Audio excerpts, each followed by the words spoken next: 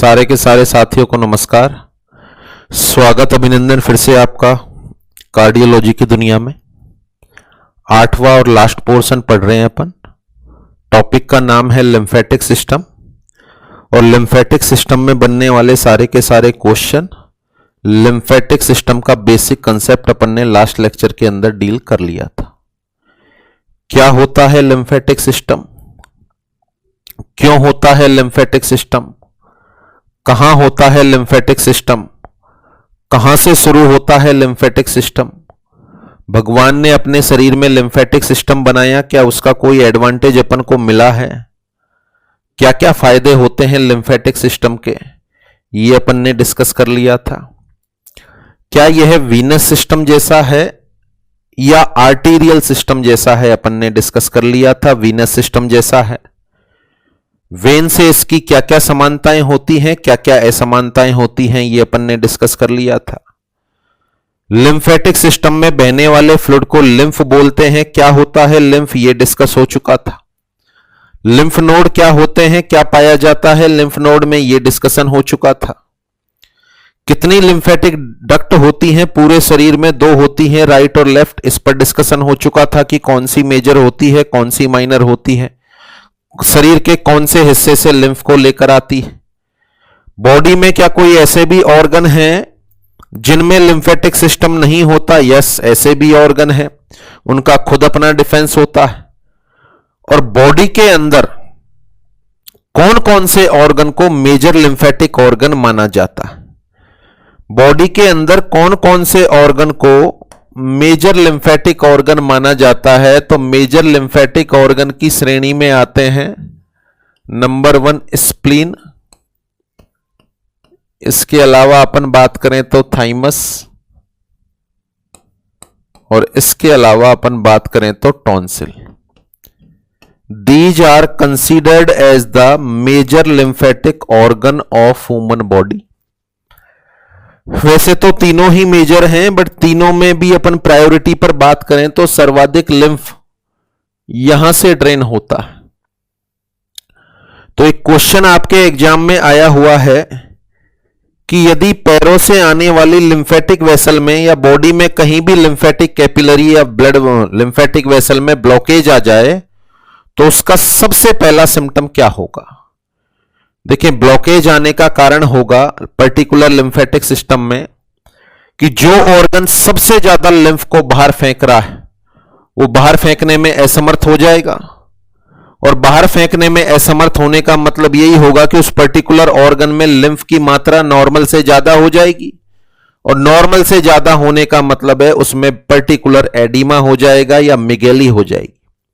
तो क्वेश्चन आपके एग्जाम में आया हुआ है इस पर्टिकुलर टॉपिक से कि यदि लिम्फेटिक सिस्टम में किसी भी तरह का ब्लॉकेज आता है तो सबसे पहला सिम्टम क्या अपीयर होगा? लिम्फेटिक सिस्टम में किसी भी तरह का ब्लॉकेज आने पर सबसे पहला सिम्टम क्या अपीयर होगा? तो आंसर है इसका स्वेलिंग इन स्प्लीन। ऑप्शन में आया था हाथ पैरों में स्वेलिंग आ जाएगी, स्प्लीन में स्वेलिंग आ जाएगी, तो इसका आंसर गया था स्प्लीन में स्वेलिंग आ जाएगी। और स्प्लीन में स्वेलिंग आना, इस सर्कमस्टांस को बोलेंगे अपन स्प्लीनोमेगैली।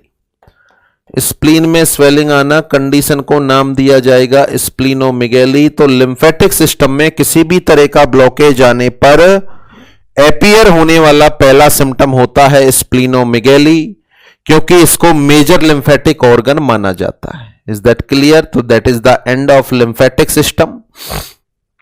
इसके बाद इसकी क्लिनिकल सिग्निफिकेंस के बारे में अपन बात करते हैं। देखिए, clinical significance point number 1 cancer से संबंधित है, यानी टॉपिक का नाम है clinical significance of lymphatic system. तो जैसे अपन बात करें, दैट इज अवर टिश्यू, यह अपना टिश्यू है, और ये कोई ऑर्गन है या टिश्यू है जिसके अंदर कैंसर डेवलप हो गया, जिसके अंदर कैंसर डेवलप हो गया, और यहां से यहां से दो तरह की ब्लड वेसल अपन ने एराइज होती हुई दिखाई है। एक तो है वीनस कैपिलरी और एक है लिम्फेटिक कैपिलरी। एक तो है वीनस कैपिलरी और एक है लिम्फेटिक कैपिलरी। अपन को अच्छे से पता है कि लिम्फेटिक कैपिलरी के पोर का साइज बड़ा होता है बजाय वीनस कैपिलरी के। लिम्फेटिक कैपिलरी के पोर का साइज बड़ा है, तो यदि बॉडी के किसी भी ऑर्गन में कैंसर हो रखा है तो कैंसर की विशेषताएं होती हैं कि कैंसर सेल आसानी से एक दूसरे से अलग हो जाती है, आसानी से एक दूसरे से अलग हो जाती है और इनमें गति करने की क्षमता भी होती है। रास्ते में कोई रुकावट आती है तो यह एक एंजाइम सीक्रेट करती है हाई एलुरेनिडेज। इनमें कैल्शियम कम होता है जिसकी वजह से इनमें एडिसिवनेस की पावर कम होती है, तो आसानी से यह एक दूसरे से अलग हो जाती है। तो यह कैंसर सेल एक स्थान से दूसरे स्थान तक माइग्रेट हो सकती। अब यहां पर क्वेश्चन यह है कि ये टिश्यू में कैंसर हुआ, ये कैंसर सेल में से कुछ सेल अलग हो गई तो इनमें तो विभाजन हो चुका है, यानी ये तो म्यूटेंट सेल हैं, बोले तो जहां भी जाएंगी डिवीजन करेंगी। तो यह दो तरीके से पिकअप हो सकती हैं, एक तो वीनस कैपिलरी से पिकअप हो जाएं और एक किससे पिकअप हो जाएं, लिम्फेटिक कैपिलरी से। मेरा यहां पर आपसे क्वेश्चन है कि किससे आसानी से पिकअप हो सकती हैं, ये वीनस कैपिलरी से या लिम्फेटिक कैपिलरी से?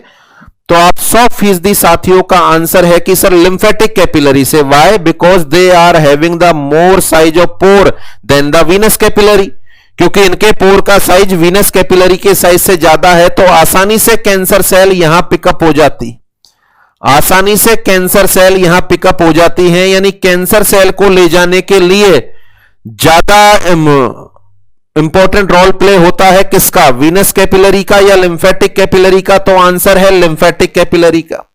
अच्छा, अपन को पता है कि लिम्फेटिक कैपिलरी किसमें ओपन हो रही है, लिम्फ नोड में। अच्छा, लिम्फ नोड आगे चलकर यहां से जो लिम्फेटिक कैपिलरी निकलती है या लिम्फेटिक वेसल निकलती हैं वो ओपन होती हैं सबक्लेवियन वेन में, और जैसा कि आपको पता है सबक्लेवियन वेन आगे चलकर बना लेती है सुपीरियर वीना कावा। क्या बना लेती है? सुपीरियर वीना कावा। और सुपीरियर वीना कावा यानी जो भी लिम्फ होता है अल्टीमेटली आता कहां पर है, वो राइट एट्रियम में, राइट एट्रियम से राइट वेंट्रिकल में। तो अपन बात ये करें कि बॉडी के किसी भी ऑर्गन में कैंसर हुआ, बॉडी के और किसी भी ऑर्गन में कैंसर हुआ तो कैंसर सेल को लिम्फेटिक कैपिलरी के द्वारा पिकअप किया जाएगा। वहां से ये पहुंचेंगी सबक्लेवियन में, वहां से पहुंचेंगी सुपीरियर वीना कावा में, वहां से ये कैंसर सेल पहुंचेंगी राइट एट्रियम में, देन राइट वेंट्रिकल में, और उसके बाद जैसा कि आपको पता है यहां से निकलती है पल्मोनरी आर्टरी और वो लंग्स के अंदर ओपन होती है। तो कैंसर सेल लास्ट में कहां पहुंच गई, लंग्स में। और जब लंग्स में इनको परफ्यूजन मिलने लग जाएगा तो वहां ग्रोथ करने लग जाएंगी और वहां भी ट्यूमर हो जाएगा, यहां भी ट्यूमर हो जाएगा। एक पर्टिकुलर ऑर्गन का ट्यूमर माइग्रेट करके किसी दूसरे ऑर्गन में पहुंच जाए, इस पर्टिकुलर अवस्था को नाम देते हैं अपन मेटास्टेसिस। इस पर्टिकुलर अवस्था को नाम देते हैं metastasis. What is the metastasis? Spread of tumour from one place to another place. Spread of tumour from one place to another place. तो यहां पर मीनिंग यह है कि बॉडी के किसी भी ऑर्गन में कैंसर होता है, कैंसर सेल सबसे पहले माइग्रेट होकर जिस और पार्ट को निशाना बनाती है उसका नाम है लिम्फ नोड। जिस पार्ट को निशाना बनाती है उसका नाम है लिम्फ नोड। अच्छा, लिम्फ नोड की जगह यदि ऑप्शन में ऑर्गन आ जाए, किडनी, लीवर, लंग्स, ब्रेन, और आपसे पूछ ले कि इस पर्टिकुलर ऑर्गन के कैंसर के लिए मेटास्टेसिस होगा, तो मेटास्टेटिक ट्यूमर कहां पर जाएगा? तो हमेशा आपको आंसर देना है लंग्स में जाएगा। देखें, कॉमन सी बात है, किसी भी ऑर्गन में कैंसर होगा तो कैंसर सेल या तो लिम्फेटिक के द्वारा पिकअप होंगी, बाई चांस यहां से पिकअप नहीं हो रही है तो यहां वीनस सिस्टम से पिकअप होंगी। अच्छा, पिकअप होने के बाद पहुंचना कहां पर है इनको? राइट एट्रियम में, राइट एट्रियम से राइट वेंट्रिकल में, राइट वेंट्रिकल से लंग्स में। तो शरीर के किसी भी हिस्से में कैंसर हो, कैंसर होने के बाद वह पहला ऑर्गन जहां मेटास्टेसिस होगा और वह ट्यूमर आकर पहुंचेगा, उस टारगेट ऑर्गन का नाम होता है लंग्स। तो lungs is the target organ of metastasis. Lungs is the target organ of metastasis, यानी कि नॉर्मल तौर पर जब कोई कैंसर का मरीज हॉस्पिटल में आता है तो रूटीन इन्वेस्टिगेशन होते हैं कैंसर के पॉजिटिव आने के बाद। रूटीन इन्वेस्टिगेशन में कैंसर मार्कर होते हैं, सीबीसी होता है, कहीं का भी कैंसर हो डॉक्टर एक्सरे तो कराता ही कराता है। एक्सरे कराने का पर्पज ये होता है कहीं इसके लंग्स में भी तो ट्यूमर नहीं है। यदि ये मान के चलो किसी ऑर्गन में ट्यूमर है और फिर लंग्स में भी मिल गया तो चौथी अवस्था है भैया, मेटास्टेसिस हो चुका है। हर ऑर्गन में कैंसर के बाद एक्सरे कराना जरूरी है, चाहे कहीं भी कैंसर हो, क्योंकि कैंसर सबसे पहले मेटास्टेसाइज होकर कहां जाता है? आंसर है लंग्स में। तो देखें, इसलिए जब अपन कैंसर की सर्जरी करते हैं, कैंसर की सर्जरी करते हैं तो एक तो होती है जैसे फॉर एग्जांपल के लिए स्टोमक को निकाल रहे हैं तो एक ऑपरेशन तो होता है सिंपल गैस्ट्रेक्टोमी और एक होता है radical gastrectomy.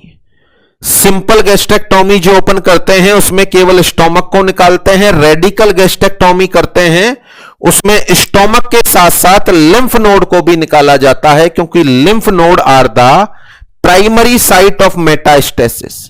Lymph node are the primary site of metastasis. तो यदि अपन बात करें, आपसे क्वेश्चन पूछ लिया जाए which of the following is primary site of metastasis, which of the following is primary site of metastasis? Answer है लिम्फ नोड, आंसर है लिम्फ नोड। क्वेश्चन पूछ लिया जाए target organ of metastasis of cancer, target organ of metastasis, organ पूछ लिया तो answer जाएगा lungs, organ पूछ लिया तो आंसर जाएगा लंग्स। तो दो क्वेश्चन हो गए। Which of the following are most common site of metastasis of cancer, और ऑप्शन में लंग्स और लिम्फ नोड दोनों हैं, तो पहला आंसर आपको लिम्फ नोड देना है। प्राइमरी साइट है क्योंकि यहां पोर का साइज बड़ा है, आसानी से कैंसर सेल माइग्रेट करके लिम्फ नोड में पहुंच सकती है। और यदि क्वेश्चन आ जाए टारगेट ऑर्गन फॉर मेटास्टेसिस तो आंसर आपको देना है लंग्स। Is that clear? तो ये पहला पार्ट कैंसर से संबंधित, इसी में अपन आगे बढ़े तो देखिए, मान के चलें ऑर्गन स्टोमक है जिसमें कैंसर हुआ है, स्मॉल इंटेस्टाइन है या फिर लार्ज इंटेस्टाइन है।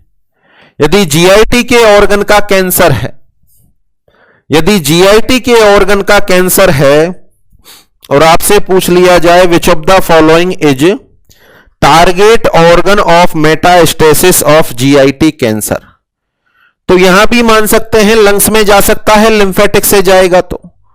पर ऐसा अक्सर देखने को मिलता है कि यहां के ट्यूमर की सेल सामान्यतः कैपिलरी से पिकअप होती है, वीनस से, और वीनस कैपिलरी से पिकअप होकर, देखो ध्यान हो तो पिछले लेक्चर की बात है, gastric when, superior मीजेंट्रिक when, splenic when, inferior मीजेंट्रिक when, ये सारी मिलकर क्या बनाएंगी? Portal vein.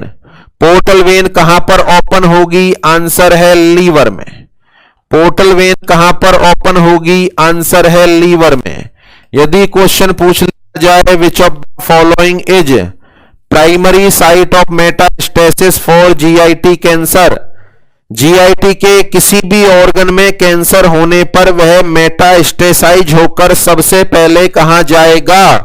आंसर आपको देना है लीवर में जाएगा, क्योंकि जीआईटी का केस अलग हो गया। जीआईटी में अपन बात करें तो पोर्टल वेन होती है और जगह नहीं है, तो जीआईटी में यदि कैंसर होगा तो वह वीनस सिस्टम के द्वारा पिकअप होगा और उसका टारगेट ऑर्गन कौन सा होगा? लीवर। हाँ, लिम्फेटिक से जाएगा, इसकी भी लिम्फेटिक सप्लाई होती है, लिम्फेटिक से जाएगा तो अपन बात कर सकते हैं वह लंग्स में भी जा सकता है, बट लंग्स से ज्यादा कॉमन कौन से ऑर्गन में जाता है? लीवर में।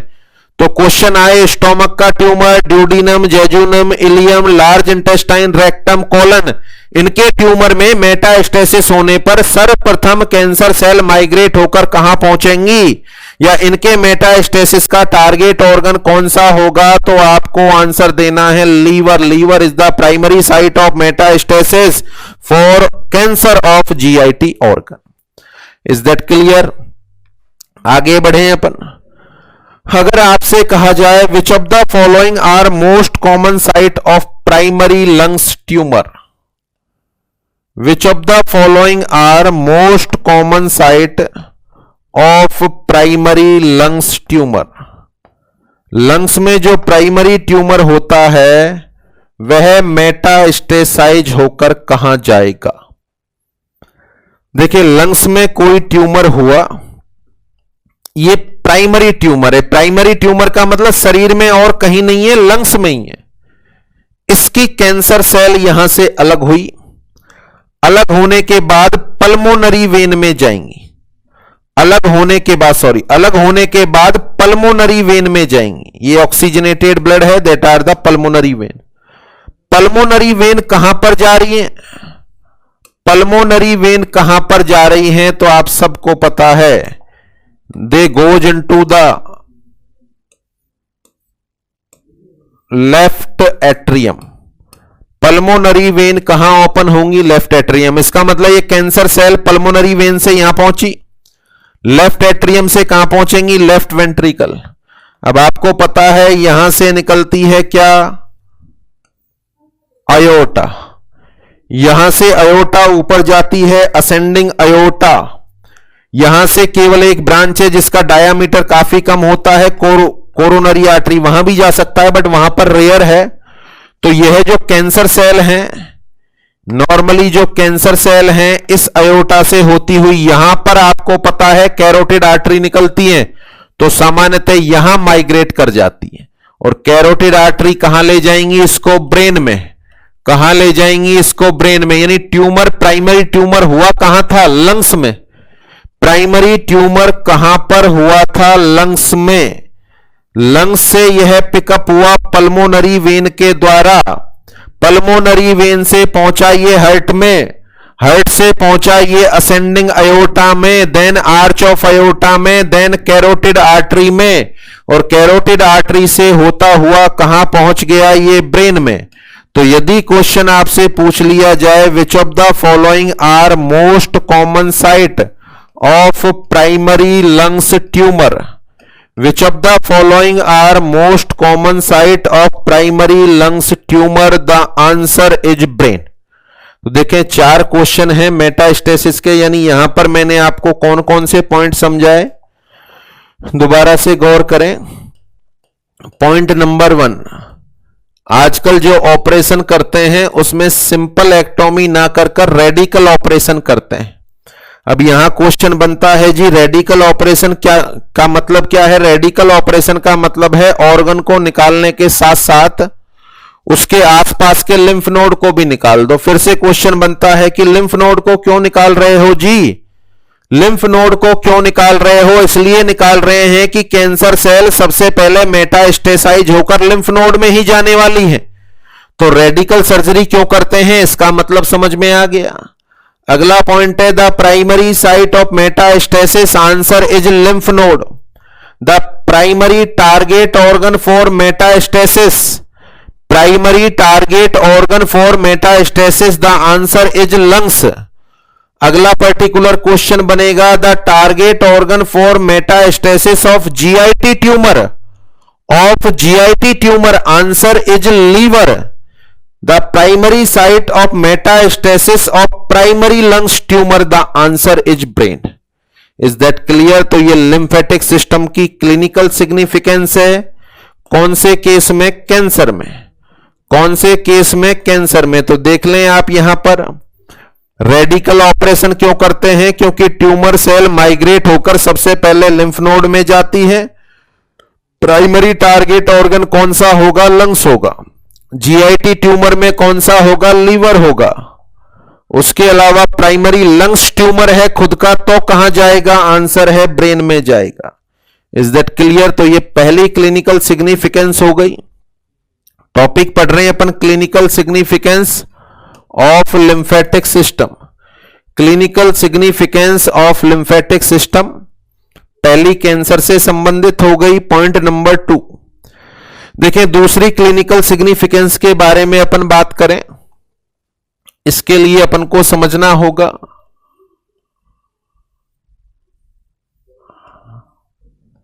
डाइजेस्टिव सिस्टम को, जिसके ऑर्गन के बारे में आपको जानकारी है।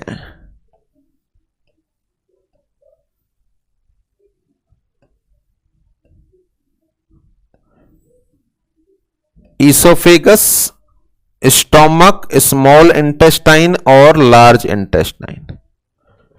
Is that clear? ये सारे के सारे जीआईटी के ऑर्गन हैं। अपन बात करें, यहां भी लिम्फेटिक सिस्टम होता होगा, यहां भी लिम्फेटिक सिस्टम होता होगा। स्मॉल इंटेस्टाइन में लिम्फेटिक सिस्टम होता होगा और वीनस सिस्टम भी होता होगा। पढ़ लिया है अपन ने, 10% को वापस ले जाने के लिए होता है लिम्फेटिक सिस्टम और 90% को ले जाने के लिए होता है वीनस सिस्टम। ये स्मॉल इंटेस्टाइन से लिम्फेटिक कैपिलरी हैं जो बाहर आ रही। अब अपन आगे फर्दर डील करें। आप और मैं फैट खाते हैं, आप और मैं जो फैट खाते हैं यह ट्राइग्लिसराइड की फॉर्म में होता है, यह ट्राइग्लिसराइड की फॉर्म में होता है। सबसे पहले तो इसका इमल्सिफिकेशन होता है। इमल्सिफिकेशन का मतलब है इसको वाटर सोल्यूबल बनाया जाता है।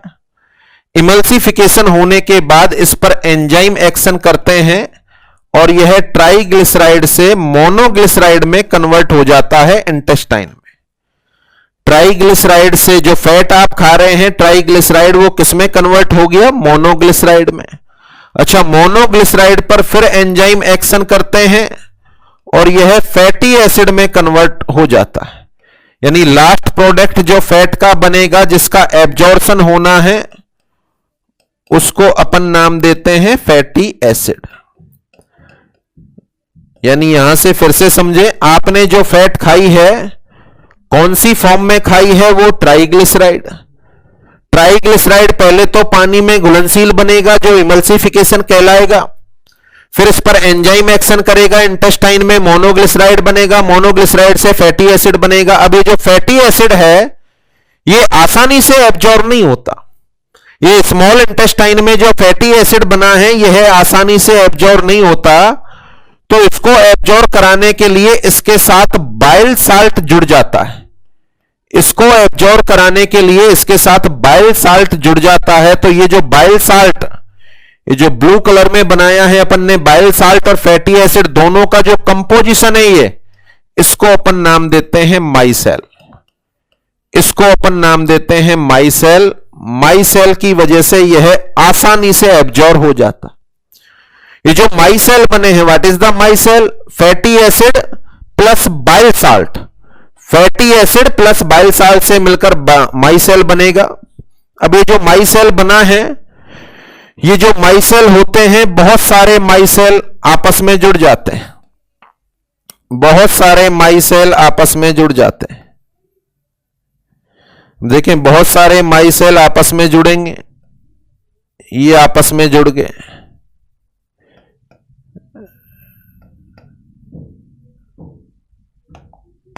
देखें, ये एक माइसेल, दूसरा, तीसरा, चौथा, बहुत सारे माइसेल आपस में जुड़ जाते हैं। और बहुत सारे माइसेल के आपस में जुड़ने से बना कंपोनेंट कहलाता है काइलोमाइक्रोन। इनके मिलने से बना हुआ कंपोनेंट कहलाता है काइलोमाइक्रोन। सोचो, काइलोमाइक्रोन कितना बड़ा मॉलिक्यूल हो गया, इतना बड़ा मॉलिक्यूल। अब ये मॉलिक्यूल को एब्जॉर्ब होना है। सोचो, इतना बड़ा मॉलिक्यूल एब्जॉर्ब होना है। यहां वीनस कैपिलरी भी है और लिम्फेटिक कैपिलरी भी है, वीनस कैपिलरी भी है और लिम्फेटिक कैपिलरी भी है। मेरा क्वेश्चन है, आसानी से एब्जॉर्प्शन होगा किसके माध्यम से? वीनस कैपिलरी के माध्यम से या लिम्फेटिक कैपिलरी के माध्यम से? तो फिर से आपका आंसर है कि सर लिम्फेटिक कैपिलरी के माध्यम से। क्यों? इसके पोर का साइज बड़ा है, इसके पोर का साइज बड़ा है, तो ये फैट आसानी से एब्जॉर्ब हो जाएगी। अब यहां पर समझने वाला पॉइंट है कि ये जो लिम्फेटिक कैपिलरी हैं, ये आगे चलकर आपस में मिल जाती हैं और आपस में मिलकर एक बड़ा पाउच बना लेती। ये लिम्फेटिक कैपिलरी आपस में मिल जाती हैं और आपस में मिलकर एक बड़ा पाउच बना लेती हैं। ये जो बड़ा पाउच बनता है स्मॉल इंटेस्टाइन से निकलने वाली लिम्फेटिक कैपिलरी से, इस पर्टिकुलर पाउच को नाम देते हैं सिस्टर्ना काइलाई। क्या नाम देते हैं? Cisterna chyli. कई बार आपने नाम सुना होगा। What is the cisterna chyli? It is a large pouch of lymphatic vessel. Lymphatic vessel से मिलकर बना एक लार्ज पाउच सिस्टर्ना काइलाई कहलाता है। इसमें दूधिया कलर का फ्लूइड भरा होता है। इस पर्टिकुलर फ्लूइड को नाम देते हैं अपन काइल। इस पर्टिकुलर फ्लूइड को नाम देते हैं अपन काइल।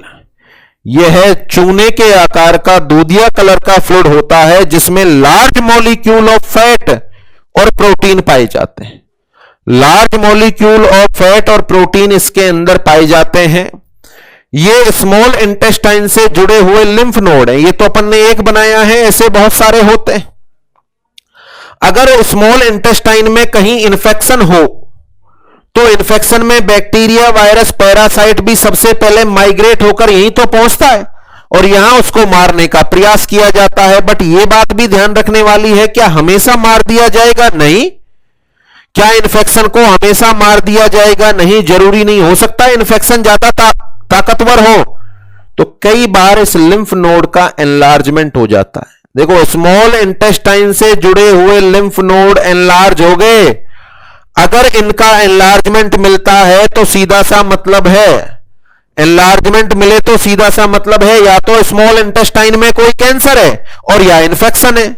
तो ये जो एनलार्ज लिम्फ नोड होते हैं स्मॉल इंटेस्टाइन के, इनको नाम देते हैं पेयर्स पैचेज। इनको नाम दिया जाता है pairs patches. Is that clear? देखो, दोनों क्वेश्चन आपके एग्जाम में आए हुए। सिस्टर्ना काइलाई जो एक लार्ज लिम्फेटिक पाउच होता है, किससे संबंधित है? स्टोमक से, ईसोफेगस से, स्मॉल इंटेस्टाइन से या लार्ज इंटेस्टाइन से? सिस्टर्ना काइलाई किससे संबंधित है? आंसर है स्मॉल इंटेस्टाइन से। एक आध दो जगह बुक में गलत रूप से लिखा हुआ है, एक आध बुक में आपको मिलेगा it is the second heart. No, calf muscle are the second heart of human body. ये सेकंड हार्ट नहीं होता। What is the cisterna chyli? Small intestine से निकलने वाली लिम्फेटिक वेसल आपस में मिलकर आगे एक बड़ा पाउच बना लेती हैं। इस पाउच को नाम देते हैं सिस्टर्ना काइलाई। इसमें दूधिया कलर का फ्लूइड भरा होता है जो काइल कहलाता है, जिसमें प्रोटीन और फैट के बड़े बड़े मॉलिक्यूल पाए जाते हैं।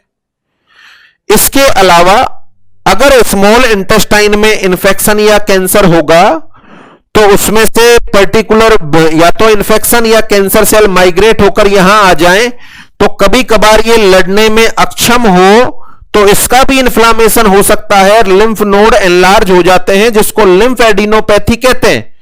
तो स्मॉल इंटेस्टाइन से जुड़े हुए लिम्फ नोड का एनलार्ज हो जाना, इसको बोलते हैं पेयर्स पैचेज। तो यह क्वेश्चन भी ज्यों का त्यों आया है। पेयर्स पैचेज नामक स्ट्रक्चर किससे संबंधित है? Small intestine, large intestine, stomach या ईसोफेगस? तो आंसर है small intestine. Is that clear? तो ये दूसरी क्लिनिकल सिग्निफिकेंस हो गई। क्या बताया मैंने? फैट आप खाते हो, ट्राइग्लिसराइड फॉर्म में लेते हो, पहले इसको पानी में घुलनशील बनाते हैं, फिर एंजाइम इसको मोनोग्लिसराइड में कन्वर्ट करते हैं, फिर इससे फैटी एसिड का निर्माण होता है। फैटी एसिड आसानी से एब्जॉर्ब नहीं होता, इसको आसानी से एब्जॉर्ब कराने के लिए यह बाइल साल्ट के साथ जुड़ जाता है और फैटी एसिड और बाइल साल्ट का जो कंपोजिशन बनता है वो माइसेल कहलाता है।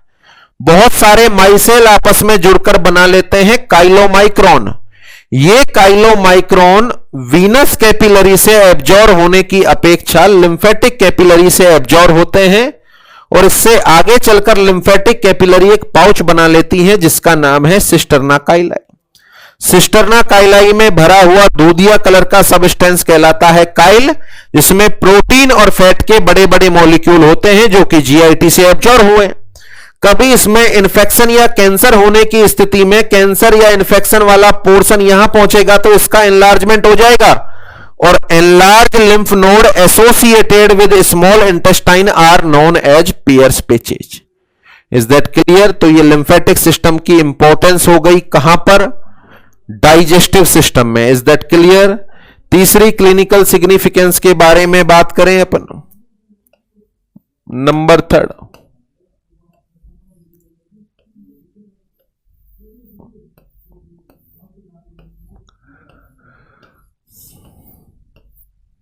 देखें बहुत बार आपका पाला पड़ा होगा, आपको हाथ या पैर में कभी बॉयल हुआ होगा। अब आप पूछ रहे हैं कि सर बॉयल क्या होता है? देखिए बॉयल को फॉलिकुलाइटिस बोलते हैं। कभी हेयर फॉलिकल उखड़ जाए तो हेयर रूट का इन्फ्लामेशन हो जाता है। हिंदी में क्या बोलते हैं? बाल के उखड़ने पर उसकी रूट में इन्फ्लामेशन हो जाए। सभी को दिमाग में आ रहा है वही चीज जो दिमाग में आ रही उसी पर बात कर रहा हूं मैं, बट उसको बॉयल बोलते हैं अपन। बॉयल हुआ यहां तो बॉयल होता है, अपन दवाई लेते हैं सही हो जाता है। बट कभी कभार ऐसा होता है कि बॉयल तो यहां पर हुआ और यदि दवाई प्रॉपरली नहीं ली जाए तो 2-3 दिन बाद उसका दर्द यहां महसूस होता है एक्जिलरी रीजन में। सेम इसी तरीके से बॉयल तो हुआ लेग में और उसका दर्द यहां पर महसूस होता है, बोले तो ग्रोइन रीजन के अंदर उसका दर्द ग्रोइन रीजन के अंदर होता है। Is that clear? तो ये जो पर्टिकुलर कंडीशन है, इस पर्टिकुलर कंडीशन के अंदर यहां पर पेन क्यों हो रहा है जबकि बॉयल तो यहां पर हो रहा है? बॉयल तो यहां पर हो रहा है और इसका पेन पर्टिकुलर यहां पर हो रहा है।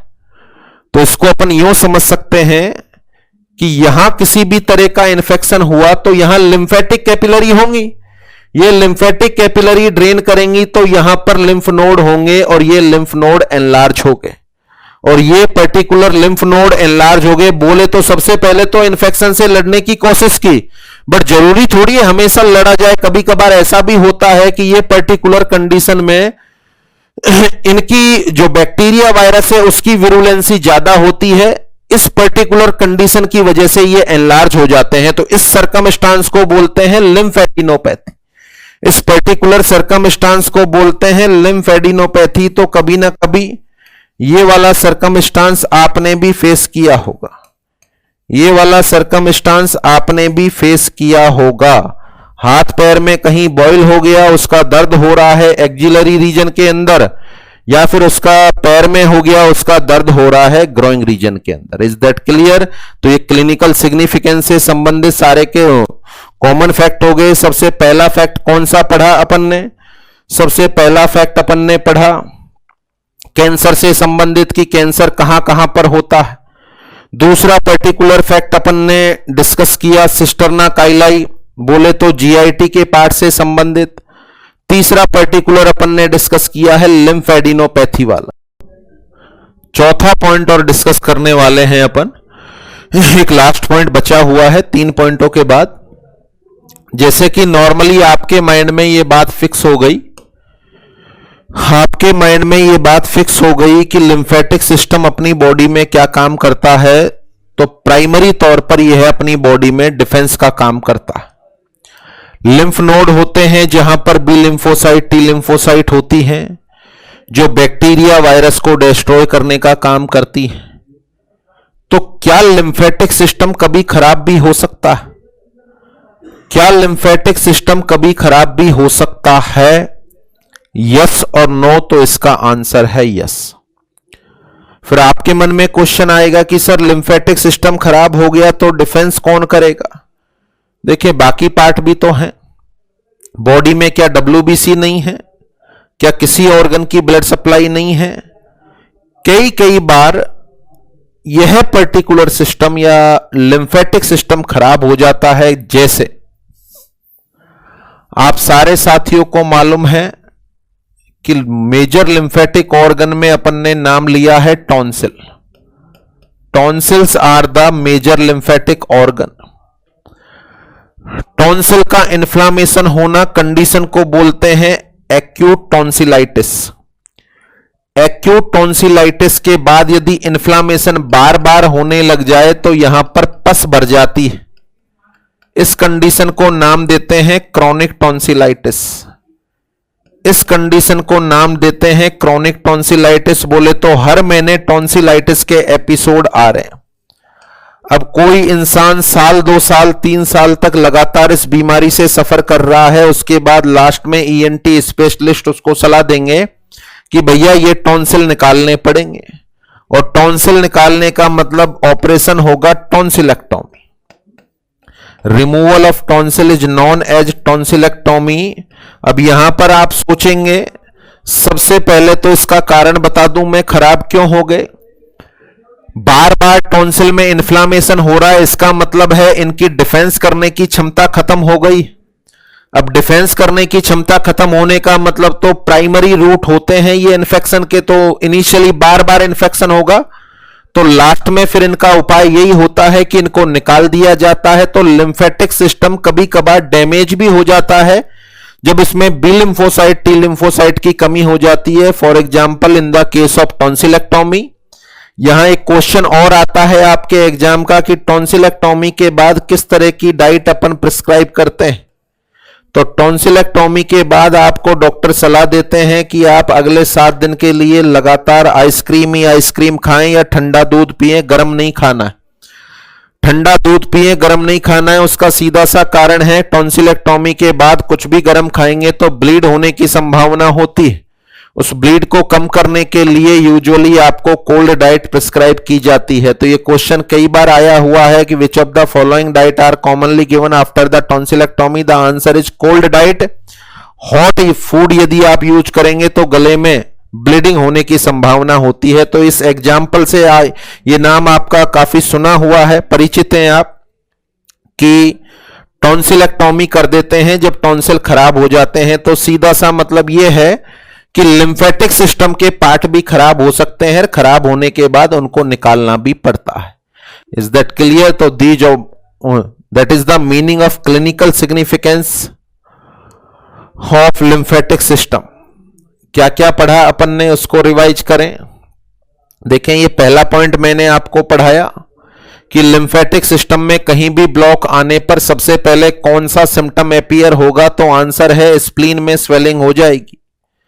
अगला पॉइंट अपन ने पढ़ा clinical significance of lymphatic system, जिसमें मैंने 4 पॉइंट आपको बताए। पहला पॉइंट, कैंसर जब भी होता है और उसका ऑपरेशन होता है तो रेडिकल सर्जरी करते हैं। बोले तो ऑर्गन के चारों तरफ के लिम्फ नोड को रिमूव कर दिया जाता है। रिमूव क्यों करते हैं वो आपको समझ में आ चुका है, क्योंकि सबसे प्राइमरी साइट होती है मेटास्टेसिस की। तो पहला क्वेश्चन बनता है the primary site of metastasis for cancer, the answer is lymph node. The primary target organ for metastasis of cancer, the answer is lungs. अगला क्वेश्चन बनता है the primary site of metastasis for GIT tumor, the answer is liver, क्योंकि यहां portal vein है उससे transport होंगे। The primary site of metastasis of primary lungs tumor, lungs में यदि सबसे पहले कैंसर हो तो वह माइग्रेट होकर कौन से ऑर्गन में जाएगा, आंसर है ब्रेन। ये पहला पॉइंट हो गया, कैंसर की बातें हो गई। पॉइंट नंबर 2 में मैंने आपको 2 बातें सिखाई। सिस्टर्ना काइलाई किससे संबंधित है, स्मॉल इंटेस्टाइन से, और पेयर्स पेचेज किससे संबंधित है, स्मॉल इंटेस्टाइन से। यहां पूरा का पूरा फैट का एब्जॉर्प्शन मैंने आपको समझा दिया और ये लिम्फेटिक ऑर्गन के बारे में बता दिया। नेक्स्ट देखो, ऐसा माना जाता है, ये सुना भी होगा कि lymph node are the primary site of infection. सबसे पहले इन्फेक्शन लिम्फ नोड में होता है। प्राइमरी साइट ऑफ इन्फेक्शन की अपन बात करें तो आंसर है लिम्फ नोड।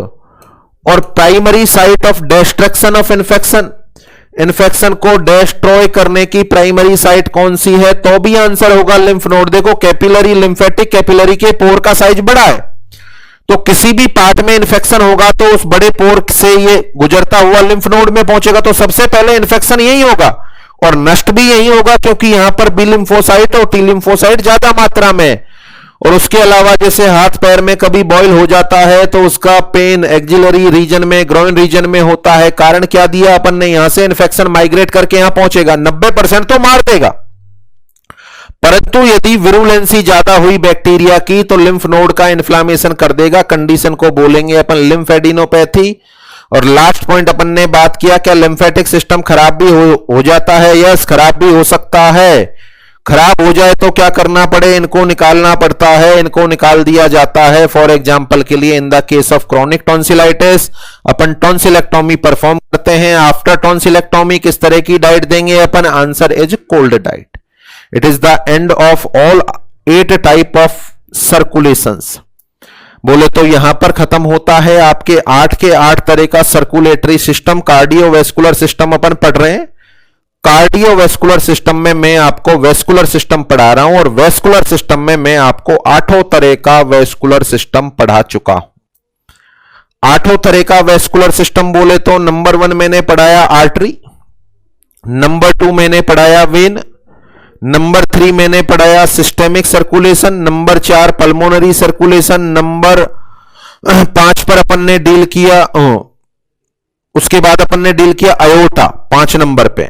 6 नंबर पर अपन ने डील किया था वीना कावा, सुपीरियर और इंफीरियर वीना कावा। 7 नंबर पर पोर्टल वेन या पोर्टल सिस्टम, और 8वां और अंतिम पार्ट हो गया लिम्फेटिक सिस्टम। तो मेरे हिसाब से टोटली आपको समझ में आ गया, सारे कंसेप्ट क्लियर हो गए। अब यहां पर जो सर्कुलेटरी सिस्टम पढ़ाया है, मैं आपसे पूछना चाहूंगा, क्या किसी भी पार्ट की ब्लड सप्लाई की कमी रह गई? देखें, एक आध दो पर्टिकुलर मेडिकल सर्जिकल के सिस्टम में आगे जब पार्ट आप पढ़ेंगे कहीं भी, तो वहां पर माइन्यूट जो माइनर ऑर्गन है उनकी ब्लड सप्लाई को वहां बता दिया जाएगा। बट मेजर तौर पर क्या सारे के सारे पार्टों की ब्लड सप्लाई के बारे में जानकारी अपन ने ले ली क्या? तो आंसर है यस। डायफ्राम को oxygenated blood phrenic artery, deoxygenated blood phrenic when, upper limb में सबक्लेवियन आर्टरी और सबक्लेवियन वेन, लोअर लिम्ब में अपन बात करें तो इलायक आर्टरी और इलायक वेन, इंटेस्टाइन में अपन बात करें तो मीजेंट्रिक आर्टरी मीजेंट्रिक वेन। तो इस सारा सिस्टम अपन ने पढ़ लिया, मेरे हिसाब से टोटल क्लियर हो गया। दिमाग दौड़ाओ, कुछ बाकी है क्या? दिमाग दौड़ाएं, कुछ बाकी है क्या? किसी भी पार्ट की ब्लड सप्लाई बाकी है क्या? तो देखें, बहुत सारे साथी कह रहे हैं यस, और मैं आपकी फीलिंग को समझ पा रहा हूं कि सर एक आध पॉइंट बच गया। देखें, ये हार्ट है, हार्ट की सबसे अंदर वाली लेयर है जिसका नाम है एंडोकार्डियम। एंडोकार्डियम के बाद दूसरी लेयर जो मस्कुलर लेयर होती है जिसका नाम है मायोकार्डियम। इसके बाद तीसरी लेयर जिसका नाम है पेरिकार्डियम, जो कनेक्टिव टिश्यू से मिलकर बनी होती। अच्छा, अंदर वाली लेयर को ब्लड सप्लाई की कोई जरूरत नहीं है क्योंकि ये तो ब्लड में डूबी हुई रहती है, ब्लड इसी में से गुजरता। सबसे बाहर वाली लेयर को ऑक्सीजनेटेड ब्लड सप्लाई करेगा पेरिकार्डियल आर्टरी और लेकर जाएगी पेरिकार्डियल वेन। पेरिकार्डियल आर्टरी कहां से निकलेगी? थोरेसिक अयोर्टा से। और पेरिकार्डियल वेन कहां पर जाएगी? आंसर है एजाइगस, हेमी एजाइगस वेन में। बीच वाली लेयर को ऑक्सीजनेटेड ब्लड कौन देता है? आंसर है कोरोनरी आर्टरी। बीच वाली लेयर को ऑक्सीजनेटेड ब्लड किसके द्वारा सप्लाई होता है? आंसर है कोरोनरी आर्टरी के द्वारा सप्लाई होता है। Coronary artery oxygenated blood supply करती है मायोकार्डियम को। अब मेरा क्वेश्चन है, क्या मायोकार्डियम से डीऑक्सीजनेटेड ब्लड ले जाने वाली ब्लड वेसल का नाम आया? सारे के सारे वेस्कुलर सिस्टम में क्या अपन ने इस टॉपिक को डील किया? तो शायद आप आंसर दे रहे हैं नो। इस मायोकार्डियम को ऑक्सीजनेटेड ब्लड सप्लाई करने के लिए जिम्मेदार होती है coronary artery, that is true. But यहां से डीऑक्सीजनेटेड ब्लड भी तो जाएगा, कौन तो उसको लेकर जाएगा? और वो ओपन किस में होगा? क्या सुपीरियर वीना कावा में ओपन होगा या इंफीरियर वीना कावा में ओपन होगा। तो यहां मायोकार्डियम की ब्लड सप्लाई या जो वेन इसको लेकर जाती है वो अपन ने नहीं पढ़ा है, ये वाला पार्ट बचा हुआ है। बोले तो venous drainage to the myocardium, venous drainage to myocardium. Myocardium से डीऑक्सीजनेटेड ब्लड को ड्रेन करने वाली ब्लड वेसल कौन सी होती है? तो सीखें आप इसको। मायोकार्डियम से डीऑक्सीजनेटेड ब्लड ले जाने के लिए छोटी छोटी सी वेन एराइज होती है। इन पर्टिकुलर वेन को नाम देते हैं अपन स्मॉल कार्डियक वेन। इनको नाम देते हैं अपन small cardiac vein. Small cardiac vein आगे चलकर अलग अलग जगह से एराइज होती हैं। ये बोले तो anterior, posterior, middle cardiac when होती हैं। आगे चलकर बना लेती हैं ये लार्ज कार्डियक वेन, आगे चलकर बना लेती हैं ये लार्ज कार्डियक वेन। अच्छा, ये जो स्मॉल कार्डियक वेन बनी है ये छोटी छोटी कैपिलरी से मिलकर बनी है जो हार्ट से निकली है। तो ये स्मॉल कार्डियक वेन मिलके बनती है थिबेसियस वेन से, ये थिबेसियस वेन से मिलकर बनती है। तो सबसे पहले हार्ट के मायोकार्डियम से डीऑक्सीजनेटेड ब्लड ले जाने के लिए निकलती है थिबेसियस वेन, वो बनाती है स्मॉल कार्डियक वेन, उससे बनती है लार्ज कार्डियक वेन, और सारी वेन फिर आपस में मिल जाती है और आपस में मिलकर जो मेजर वेन बनाती है उसका नाम है कोरोनरी साइनस। जो मेजर वेन बनाती है उसका नाम है कोरोनरी साइनस। अब यह कोरोनरी साइनस कहां पर ओपन होगा? आंसर है ना तो सुपीरियर वीना कावा में ओपन होगा ना इंफीरियर वीना कावा में ओपन होगा। It directly open into the right atrium. यानी अपन बात करें तो राइट एट्रियम में दो की जगह तीन ब्रांचें ओपन हो रही हैं, सुपीरियर वीना कावा, इंफीरियर वीना कावा और कोरोनरी साइनस। कोरोनरी साइनस में कैसा ब्लड आ रहा है? डीऑक्सीजनेटेड। कहां से आ रहा है? हार्ट की मायोकार्डियम से।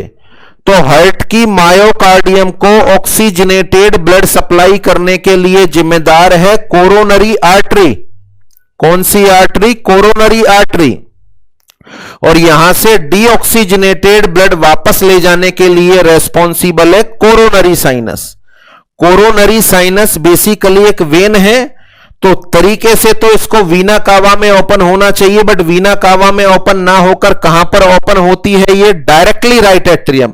तो राइट एट्रियम में तीन ब्रांच ओपन होती हैं, सुपीरियर वीना कावा, इंफीरियर वीना कावा और साथ में कोरोनरी साइनस। तो क्वेश्चन यदि आपसे पूछा जाए हार्ट की मायोकार्डियम से डीऑक्सीजनेटेड ब्लड को ड्रेन करने वाली वेन का नाम है, हार्ट के मायोकार्डियम से डीऑक्सीजनेटेड ब्लड को ड्रेन करने वाली वेन का नाम है, आंसर आपको देना है कोरोनरी साइनस।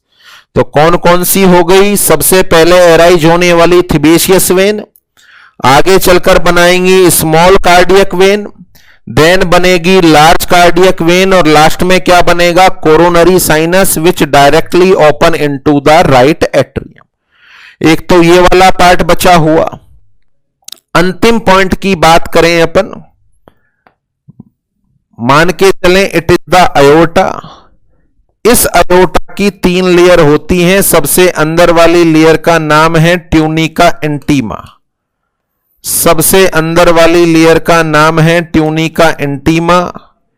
इसके बाद मिडिल लेयर होती है ट्यूनिका मीडिया, ये मीडिया। इससे बाहर होती है ट्यूनिका एक्सटर्ना या ट्यूनिका एडवेंशिया। सोचो, यहां पर ब्लड का फ्लो हो रहा है, तो अंदर वाली लेयर तो यहां से जो न्यूट्रिएंट होगा उसको ग्रहण कर लेगी, पर इनको भी तो ब्लड मिलना चाहिए। बताओ, मीडिया को भी तो ब्लड सप्लाई होना चाहिए, फिर एडवेंशिया को भी ब्लड सप्लाई होना चाहिए, तो ये जो मेजर ब्लड वेसल हैं इनकी भी ब्लड सप्लाई होनी चाहिए।